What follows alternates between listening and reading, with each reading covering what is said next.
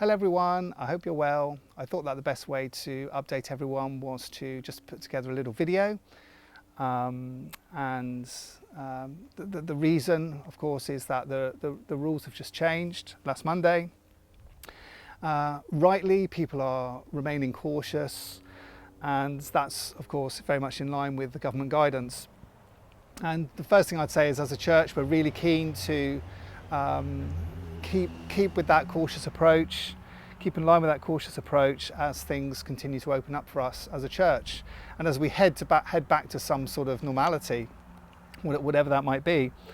And the first thing I really want to stress is, or to do, is to reassure you that we're going to be going slowly. We're not going to rush into anything.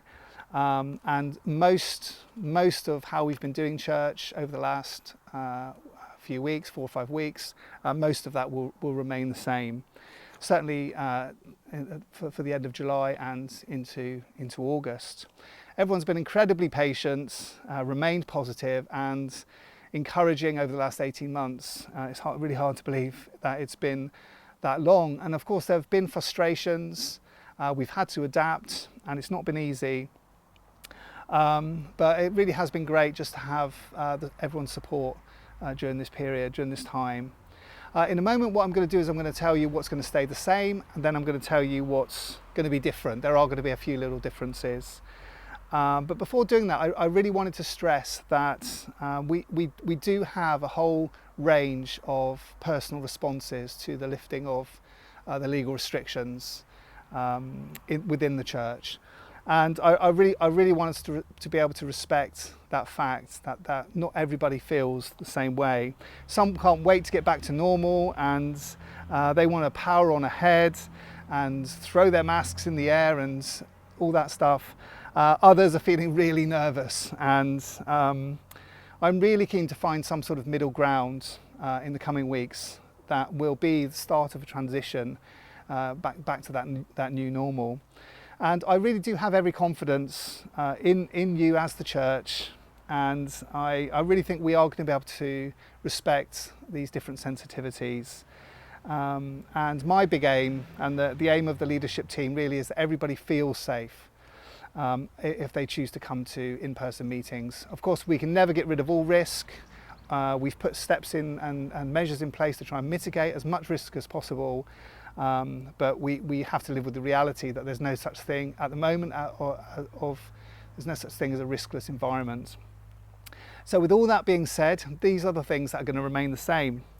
You are still going to have to book your ticket to come to church. As much as we'd like to do away with that system, in July and August we're going to carry on with that because, put simply, we need to know how many people are coming, and the hotel want us to know how many people are coming.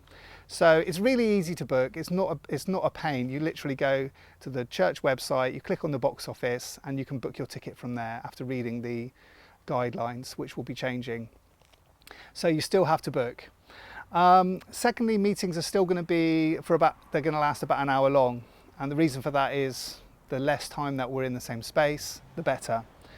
And we're still going to be asking that you come at 10:45, no earlier than 10:45, so 15 minutes before the meeting starts. And also we ask that you exit as quickly as possible after the meeting is finished. I know everyone loves to stand around. I love to stand around chatting, but we really have to try and do that outside because, again, it lowers the risk of us being in the same space.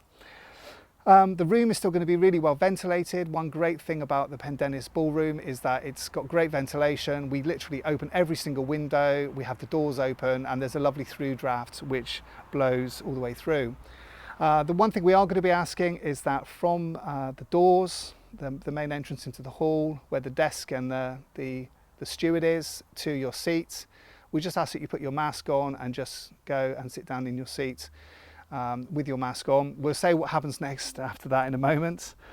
And the other thing that we're still allowing to happen is, if you are someone who would rather just not sit near other people and you'd like to be socially distanced from others, either you or your partner or you in a group, then please just tick the box that tells us that when you book your ticket, and we'll make sure you have a reserved seat and the stewards will show you exactly where you're going to be sitting.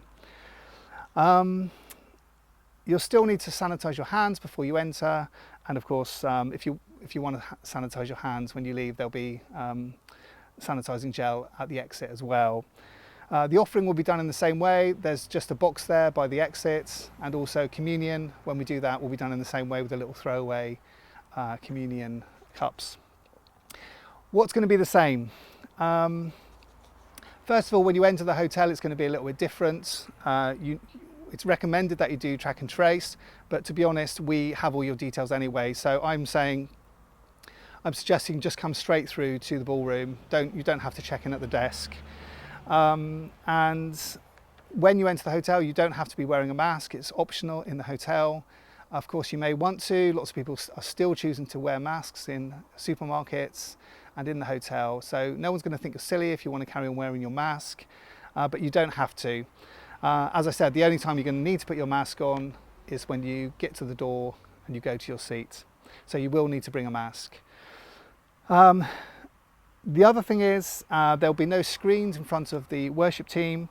And to be honest, again, the worship team are so far back from the front row. Really, I don't think we've really needed those screens. They've been an extra precaution, but we've had those over the last weeks that we've met. But they'll no longer be there. It is recommended that you wear a mask in the meeting and sing through your mask, and that sort of approach is very much in line with the government guidance. But at the same time, we have to balance that recommendation with the fact that we aren't technically a large gathering. We're quite a small gathering. We've had 35 to 40 people most weeks. And the other thing, of course, is we do also have to realise that we've not been able to worship properly for a long time. And I think on balance, taking those two things together, I think it's sensible for us to, we've come to the decision that we're going to make masks optional, which again is still in line with the law. But you can still wear a mask. It's perfectly okay to wear a mask. And if you do so, it's completely in line with what the government are advising. But it is optional. So you can take your mask off when you're sitting down and when you're worshipping, if you'd like to.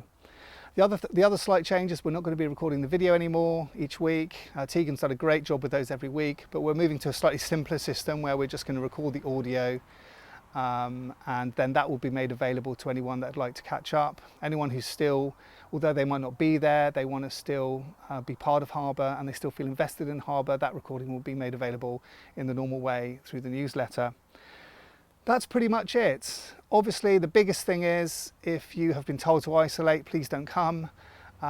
Or if you've had symptoms, or if you have symptoms, then please stay at home and get better.